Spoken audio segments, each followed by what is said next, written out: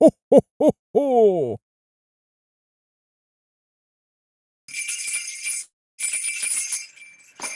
Oh, it's been snowing up here all day. Let me just get off my mask. There we come. We're back. We're back inside. Get my mitts off as well. It is cold. It hasn't hit 40 below yet here, but it's been snowing every day. It is great to see you all virtually. Hello to all children and those young at heart in Greater Victoria. A special hello to Central Saanich and Colwood and Esquimalt and Highlands and Langford and Metchosin and Oak Bay and Saanich, Victoria, Royal, View Royal, and the children living on Beecher Bay, Songhees, Sarslip, Sawat, and Esquimalt reserve lands as well. I'm really happy to be making this virtual visit with you on behalf of the Greater Victoria Public Library. That this year's very different. Obviously, I've had my mask to wear. The elves in the workshop really want me to make sure that I stay well, and also I don't bring anything back when I'm traveling to them either. That wouldn't be very good at all. And Mrs. Claus is a very good seamstress, and she makes masks that fit well over my beard also.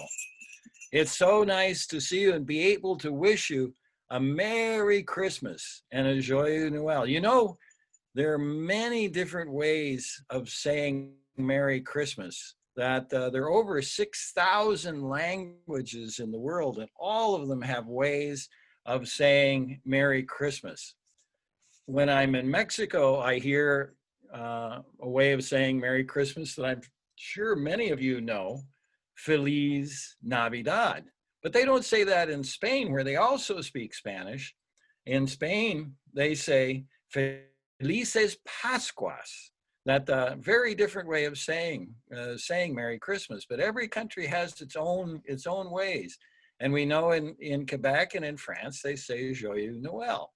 That if you were in Brazil, they'd say Feliz Natal. That in Germany, they'd say Frohlich Weihnachten. That it's amazing how many different ways you can say Merry Christmas. But one of the things that you can always do is wish people at this time of the year a Merry Christmas. That'll make their lives a little bit brighter and happier, even in these sometimes difficult days. In Holland, you'd say Vrijelijk Kerstfest. That but I like as well in Tagalog, some of our newest in Canada, some of the newest arrivals, people who's just coming to spend their lives with us now, come from the Philippines. And you know how they say it there?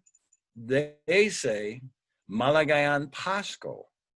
So everywhere there are ways of wishing people a Merry Christmas at this time of year. There are even ways to say it without words. That if you are using American Sign Language, which a lot of the people in our deaf community do, you would put your arms like this together, and then you would form a letter C like this and raise it up. But before you do that, you'd go like this, happy or merry, and then you would say Christmas. That would be a way of saying in American Sign Language, but they also do this, and they make a tree with their fingers. And that's also a way they can say Merry Christmas in their language. There's the sign language that they have as well. No, there are lots of different customs and ways of celebrating Christmas right around the world. And that's one of the things I like about being Santa, is the chance to see and experience all those different cultures and ways of celebrating this time of year. That and I'm sure that you have your own ways in your own homes your special ways of celebrating, and the special things that you do and put up in your homes at this time of year. One of the things I like is seeing how people have decorated and made their home, their living spaces special at this time. That I'm sure many of you have put up a Christmas tree. And that's a very old custom that was brought over by some early peoples migrating to North America from Germany and Belgium and the middle parts of Europe, where they brought the tradition of the Christmas tree. I often ask children, what is your favorite ornament? And what do you put at the top of your tree? And for most of those special ornaments and the special ornaments placed at the top of the tree, there are stories that you can tell. And so all of you who are older brothers and sisters have to make sure that your younger brothers and sisters know what those special stories are, that and be able to share those so that they can share them later too, when they get a little bit older also. Here in the north, I don't wear the same kinds of clothes that I wear sometimes in the south. I have the same hat. I have the same coat on. That even though I can't show you as well as if I was visiting you in your home or in your community, but I can show you a little bit, like what I'm wearing on my feet right now. I'll just reach down and show you. Oh, take it off. Instead of when I'm in the big city where the streets can be really quite messy, I wear black boots. But here in the north, I wear a mukluk. This mukluk was given to me by some people who live up around Lake Athabasca in the very north of Saskatchewan. It's just a beautiful one with their floral designs that they use up there as well. So these are what I wear when I come here, because they don't slip very much on the ice and the snow, and that it's drier in many ways, so they don't get my feet. My feet can stay warm and dry instead of wearing the big boot. You saw just a few moments ago when I took off my mitts. If I were wearing just my cotton gloves when I'm holding the reins of the sleigh, my hands would get very, very cold very quickly. So I put on these mitts, which definitely keep my hands very warm.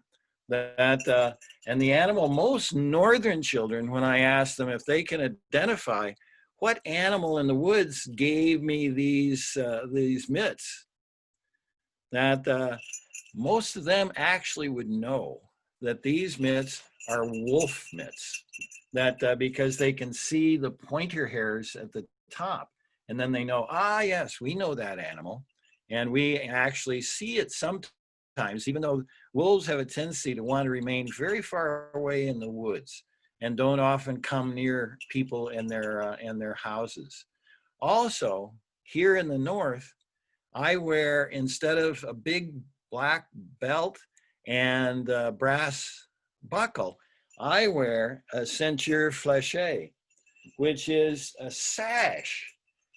This is the sash that I wear around my waist. It's like a belt, but it's tied. Just, you can see there's a picture that I might show you later that shows me wearing this. And it's an old traditional style of belt that the French Canadiens and the Métis people have used for several centuries now. And I really have always liked it.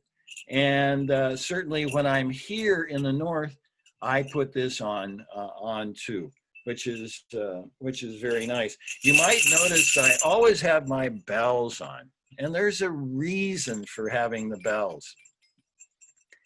How do I come? How do I visit all the houses at Christmas? Well, you know that. I come on a sleigh with reindeer. And the reindeer are very, very shy animals. They all wear bells around their neck and on their harnesses. And I wear bells too. And the reason I have my bells on is so at night, when I'm coming up back up to the sleigh, they know it's me and not to be afraid.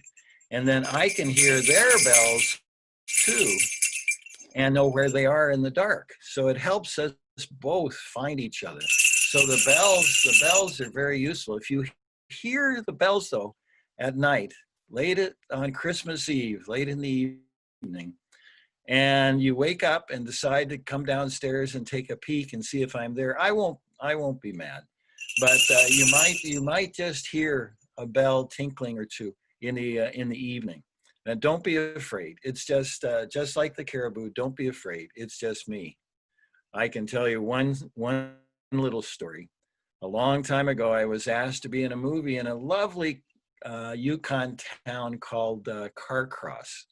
It's surrounded by mountains just at the edge of a famous lake called Bennett Lake. And the people who were filming the movie were from China, from Hong Kong. And they were doing a fantasy movie about rescuing a queen, an ice queen. And they wanted to create in Carcross a scene of a typical Canadian day. And so they had hockey players in their skates walking up and down the street, can dancers, RCMP officers in the red serge, and they wanted me there too. They wanted Santa there too with his reindeer. Well, I came and the reindeer were there, but they didn't tell us that they were going to be flying a twin engine plane very low over the community while the filming was going on. And so we were all there, miners, people dressed up as miners, people as lumberjacks, the hockey team, as I said before, everybody was on the street walking around, and the sleigh and the reindeer were there on the side too. And the plane then flew right over, and it was so loud and so low that it scared all of the reindeer. And just as one animal at the same time, they all dropped to the ground like their legs had been broken underneath them. They all fell straight to the ground. They were so afraid. And I'll never do that again. It was a surprise that really made them feel horrible. And I wouldn't do that to them again. So yeah, they like being away. In the daytime, they like being sheltered in the trees, in the woods. And at night, where do they land? They often land on the rooftops of houses. That keeps them away. In the north, you can have foxes and coyotes and all sorts of animals on the street, along with dogs and cats, and they just don't want to be troubled or bothered by them. They like to be away from the cars and away from all the trouble, so they're up high. I'm sure you remember some of the names of the reindeer, don't you? Do you remember? Almost all children remember Rudolph, but for the other ones, other deer, maybe I have to remind you about Dasher and Dancer and Prancer and Vixen and Comet and Cupid and Donner and Blitzen. And all the reindeer have their special place on the sleigh, that they're different positions. Normally, we just use the 8 reindeer to pull the sleigh. And at the right next to the sleigh itself, you put the deer that are called the wheel deer. And they're your strongest deer because they have to start pulling the heavy sleigh. And they also have to be very brave deer and not be afraid, because sometimes the runners of the sleigh can bump into their legs. And so they can't be frightened by that and have to be willing to pull in spite of the fact that they might get bumped into sometimes. So they're strong and they're brave deer. And this year, I think we'll put Donner and Blitzen there as the wheel deer. Right in front of them are the what are called the swing deer, and they help to turn the sleigh. But to keep the sleigh a long gradual turn. So if you don't turn too sharply, if you turn too sharply, I might fall out.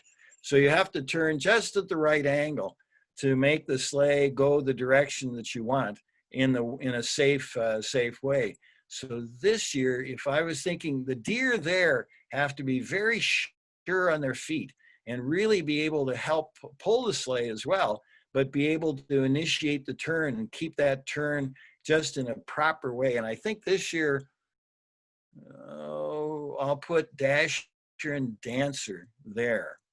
Then the deer in front of them are the team deer or the point deer. And they continue to help as well as Dasher and Dancer, help the sleigh turn, as well as keep it going as fast as it can. And so they have to be nimble on their feet, and they have to be strong as well. So I think maybe I'll put Prancer and Vixen in that slot. And then the very two deer in the front, now they're special deer, very special deer, because they have to as well be that perfect combination of deer that can go fast and deer that are strong, but also deer that on top of it all can listen to what I'm telling them in terms of the direction that they need to go. So they have to be very smart as well for all of the deer on the sleigh to do the best they possibly can and go as fast as they possibly can. So I think what I'll do this year for the lead deer, why don't we put Comet and Cupid there? I think that would be a good choice. Now, remember, there is a time when I have a ninth deer on. And that's when the nights are very foggy, and it's difficult for me sometimes to see. And when that's the case, who do you think goes in front of all of the other deer? You knew, Rudolph. And there's a song that we can sing. I'm sure you remember the song about Rudolph the Red-Nosed Reindeer. That's a very famous song that almost all of us know how to sing, and I'm sure that we can sing it together. Let me just find my sheets. There we go. You think we can sing that one together, all of us? Here's how it starts. You know, Dasher and Dancer and Prancer and Vixen, Comet and Cupid and Donner and Blitzen. But do you recall the most famous reindeer of all? And then we can all sing together. Rudolph the red-nosed reindeer had a very shiny nose, and if you ever saw it, you would even say it glows. All of the other reindeer used to laugh and call him names. They never let poor Rudolph play in any reindeer games. Then one foggy Christmas Eve, Santa came to say, Rudolph, with your nose so bright, won't you guide my sleigh tonight? Then all the other reindeer loved him as they shouted out with glee, Rudolph the red-nosed reindeer, you'll go down in history. Hooray, that was very good. Thank you for joining in that one with me. When I heard, though, that the other reindeer weren't letting Rudolph play with them, how do you think I felt? That wasn't very nice of them to do that. And I made sure that they knew that that wasn't the way to proceed. And they don't do that anymore. Rudolph is included in all of their games and everything that they can do together. No, it's the reindeer are very important. They have to take the sleigh to many, many different places. And in those different places, just like ways of saying a Merry Christmas, they have other ways of saying my name too. that if you were, for example, here, they often call me Santa Claus, or sometimes Saint Nick or Saint Nicholas. But if you were in England, I would be called Father Christmas. If I were in the República Dominicana, an island in the Caribbean, I'd be called Papa Noel. That if I were in France or Quebec, I'd be Père Noel. That every place has many different expressions and names for me, but I answered to all of them. I have no problem with that. That if I was in Holland, I'd be Sinterklaas. If I were in Germany, I'd be Weihnachtsmann. That every place has different ways of celebrating, and we have to enjoy those different celebrations. And I'm sure in many of your houses, you have special cookies and special food, and special, as we talked before, special decorations that that you share that are part of your culture. And one of the things I like is experiencing all the different cultures and ways of people celebrating this wonderful season, where we demonstrate how much we care and share and love each other, and try to spread that around to everybody, so that they are certainly feeling happier, even in the darkest of times. And this, remember, this is the darkest time of the year. And so that darkness can be not only the darkness of the longest nights of the year, but also sometimes when people feel sad. And so wishing them a Merry Christmas and sharing at Christmas time can help certainly the season be brighter and happier for everybody. That as I said, I wear the bells, and those bells allow the deer to know that I'm coming, and that they're safe. But also the bells are a happy sound. And there's, of course, another song that I'm sure that we all know very well, and it's Jingle Bells. Now I changed the words a little bit in the song, because the words used to refer to, or have referred to, a horse-drawn sleigh going over the snow. And how many people have ridden in a horse-drawn sleigh on the snow? It's fun. And the horses wear bells too, that make everybody happy hearing those bells. But the reindeer have bells too. So I changed it just a little bit. And so instead of saying on a one-horse open sleigh, I say in the song, on Santa's open sleigh. And instead of saying when, oh, what fun it is to ride, I say in Santa's sleigh tonight.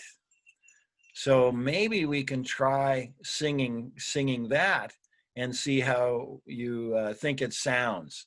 So instead of a horse-drawn sleigh, we have Santa's sleigh at Christmas time. So I'll sing the Jingle Bells, and you see how you like it, and then we can sing it together, okay? So it starts, oh, jingle bells, jingle all the way. Oh, what fun it is to ride in Santa's sleigh today. Hey, jingle bells, jingle all the way. Oh, what fun it is to ride in Santa's sleigh today. How's that sound? Can we sing that together? Okay, we'll sing that one, that verse, and then dashing o'er the snow. Here we go. Are you ready to join? I hope so. Here we go. Oh, jingle bells, jingle all the way. Oh, what fun it is to ride in Santa's sleigh today. Hey, jingle bells, jingle all the way. Oh, what fun it is to ride in Santa's sleigh today. Dashing o'er the snow on Santa's open sleigh. Over the fields we go, laughing all the way. Bells on Rudolph ring, making spirits rise. What fun it is to laugh and sing a sleighing song tonight. Oh, jingle bells, jingle all the way. Oh, what fun it is to ride in Santa's sleigh today. Oh, jingle bells, jingle all the way. Oh, what fun it is to ride in Santa's sleigh today. Thank you for joining me in that song too. That singing carols, enjoying special treats with friends are all ways that we can celebrate this season together. That there are lots of things that we can do to make other people's times brighter in this time of the year where it's cold and it's dark, and sometimes people are feeling sad because they're away from family and friends. But we can make their lives brighter, and yours certainly, by doing those simple things like wishing everybody a Merry Christmas. Now, there's one story that I think we all know, and we've heard it many, many times. And maybe I can wrap up my short visit with you tonight by just repeating that poem to you. It was written a long, long time ago, that in 1823, so 197 years ago, this was first shared with people. And I'm sure most of you know it. And probably some of you can even recite along with me. The story was the night before Christmas. And we'll share that with you right now if you like. Would that be okay? Okay. 'Twas the night before Christmas, when all through the house not a creature was stirring, not even a mouse. The children were nestled all snug in their beds, while visions of sugar plums danced in their heads. And Mama in her kerchief and I in my cap had just settled down for a long winter's nap. When out on the lawn there arose such a clatter, I sprang from the bed to see what was the matter. Away to the window I flew like a flash, and tore open the shutters and threw open the sash. The moon on the breast of the new fallen snow gave a luster of midday to the objects below. We're going to have a moon on Christmas Eve, so it'll just be like that time 197 years ago. The snow will be, if you have snow, it'll be very bright because of the moonlight shining on it. When what to my wondering eyes should appear but a miniature sleigh and 8 tiny reindeer. They were still far off when he saw them for the first time, so he thought that they were really tiny as they came and approached. With a little old driver so lively and quick, I knew at that moment, that it must be Saint Nick. Now remember, that's one of my other names. More rapid than eagles, his coursers they came, and he whistled and shouted and called them by name. Now you remember their names too. Now Dasher, now Dancer, now Prancer and Vixen, on Comet, on Cupid, on Donner, on Blitzen, to the top of the porch, to the top of the wall. Now dash away all. I didn't share with you, there are the commands that I give the deer to help guide them. When I want them to turn one way, that left, I say haw. When I want them to turn right, I say gee. When I want them to stop, what do you think I say? I say whoa. And when I want them to start going, I can either say marche, or I can say hike, or get going. It's easy to, there are not too many commands, and they listen very, very well. So as dry as the leaves before the wild hurricane fly, when they met with an obstacle, they flew right to the sky. That was the way they just can shoot up very, very quickly. So up to the housetop, the coursers they flew. So this poet used the word coursers instead of reindeer sometimes, which makes the poem sound more interesting. With a sleigh full of toys and St. Nicholas too. And then in a twinkling, I heard on the roof the prancing and pawing of each little hoof. As I drew in my hand and was turning around, down the chimney, St. Nicholas came with a bound. He was dressed all in fur from his head to his foot. So I do have Mrs. Claus made me my very nice outfit, and it has fur all down it and on it. So it helps keep warm on a cold winter's night too. His clothes were all tarnished with ashes and soot. A bundle of toys he flung on his back, and he looked like a peddler just opening his pack. Probably many of your grandparents would know peddlers used to come, people used to come to different houses with their bags and their suitcases full of things that they wanted to sell to you. We don't have peddlers much anymore. Certainly you don't see them in Canada very often, but you do see them in other countries of the world that they still come around selling things door to door. His eyes, how they twinkled, his dimples, how merry. His cheeks were like roses, his nose like a cherry. His droll little mouth was drawn up like a bow, and the beard on his chin was as white as the snow. The stump of his pipe he held tight in his teeth, and the smoke it encircled his head like a wreath. Well, Mrs. Claus didn't like the idea of me smoking, and it's been a long time since I had a clay pipe in my mouth and smoked. But the poem is 197 years old. So back in those days, Santa did have a pipe and smoke. He had a broad face and a little round belly, and it shook when he laughed like a bowl full of jelly. He was a chubby and plump, a right jolly old elf, and I laughed when I saw him in spite of myself. A wink of his eye and a twist of his head soon gave me to know that I had nothing to dread. He spoke not a word, but went straight to his work, and he filled all the stockings, and then with a jerk, and laying his finger aside of his nose, he gave a nod, and up the chimney he rose. He sprang to his sleigh. To his team, he gave a whistle.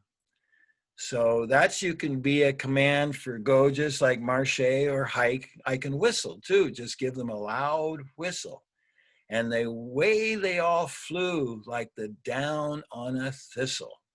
And I heard him exclaim ere he drove out of sight, and this is something that you can all say too: Happy Christmas to all, and to all a good night. I want to thank the Greater Victoria Public Library for offering me the chance to visit all of you for this short time before Christmas. But I'm really delighted that I had the chance to do that. And just one more wish: have a very Merry Christmas. Joyeux Noel, Malagayan Pasco, and in many other ways, celebrate the season of caring and sharing and spreading joy throughout your whole community. Again, thank you very much for having the chance or allowing me the chance to come and visit. Merry Christmas.